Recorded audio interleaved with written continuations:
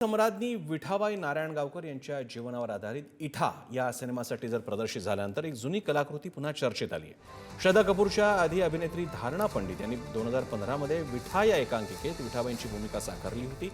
Fergusson कॉलेजच्या या एकांकिकेचं लेखन अभिनेता ओम भुतकर यांनी केलं होतं। धारणाचा त्यावेळेचा लुक सध्या सोशल मीडियावर मोठ्या प्रमाणात व्हायरल होत असून तिला ओरिजिनल विठा म्हणून संबोधलं जातं। विशेष म्हणजे या भूमिकेसाठी धारणा पंडित यांना सर्वोत्कृष्ट अभिनेत्रीचा पुरस्कार मिळाला होता। श्रेयस सावंत आपल्या सोबत आहेत। श्रेयस, एक लावणी नायिका, तिच्यावरती तयार झालेल्या दोन कलाकृती आणि त्यात होणारी तुलना काय आहे ते सांगा।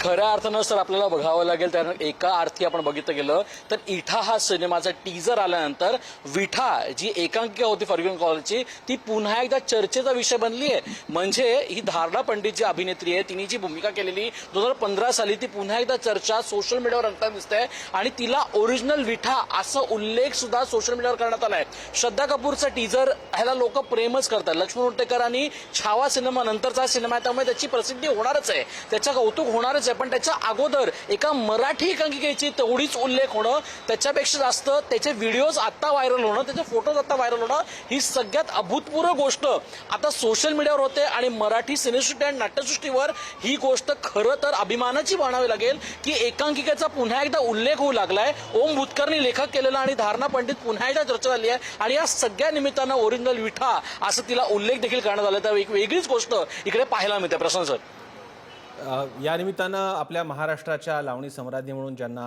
ओळखलं गेलं आणि ज्यांनी नाव सुद्धा कमावलं त्यांची या निमित्तानं पुन्हा एकदा आठवण काढली जाते, ही सुद्धा एक छान आनंदाची गोष्ट आहे। धन्यवाद श्रेयस, तुम्ही दिलेल्या या